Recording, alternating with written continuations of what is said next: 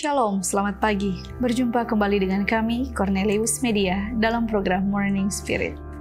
Untuk mengawali bacaan renungan pagi kita hari ini, mari kita berdoa.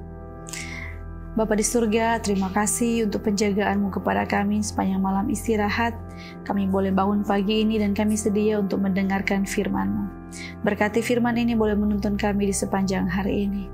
Ini doa kami Bapa, di dalam nama Tuhan Yesus kami sudah berdoa dan mengucap syukur selalu. Haleluya.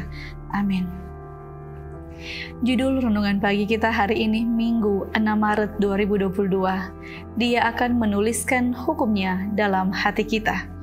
Dan sebagai ayat inti kita di hari ini terdapat dalam kitab Yeremia pasal yang ke-31 ayatnya yang ke-33.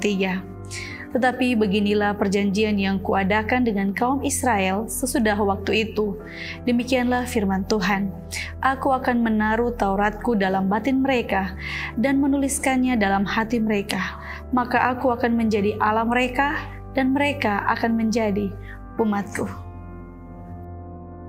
Hukum yang sama yang diukirkan di atas loh batu dituliskan oleh Roh Kudus di atas loh hati manusia.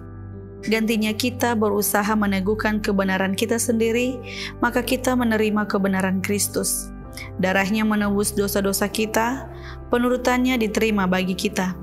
Kemudian hati yang telah dibarui oleh Roh Kudus akan menghasilkan buah Roh itu. Melalui anugerah Kristus, kita akan hidup dalam penurutan kepada hukum Allah yang ditulis di dalam hati kita.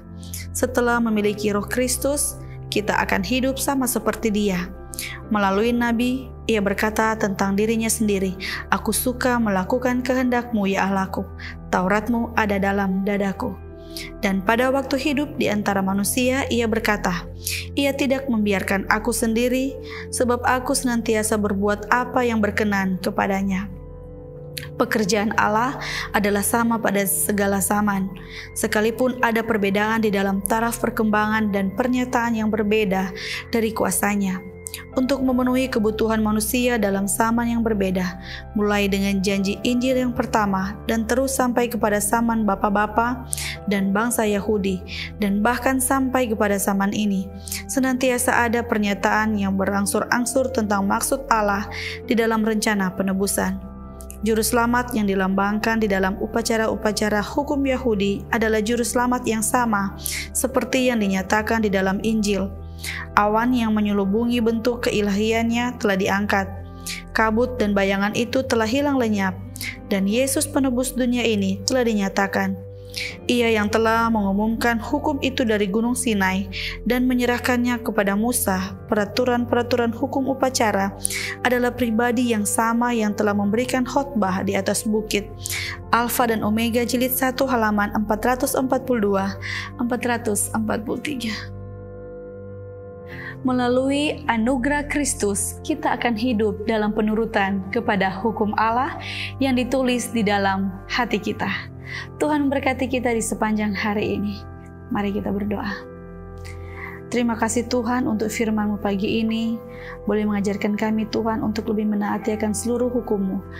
Terlebih firman-Mu yang kami pelajari, boleh kami aplikasikan itu dalam kehidupan kami sehari-hari. Hari ini Tuhan, dalam segala aktivitas kami, dimanapun kami pergi dan berada, biarlah perlindungan Tuhan, penyertaan Tuhan boleh menjadi bagian dari masing-masing kami, orang tua, sanak saudara kami. Ini doa kami Bapa, di dalam nama Tuhan Yesus kami sudah berdoa dan mengucap syukur selalu. Haleluya. Amin.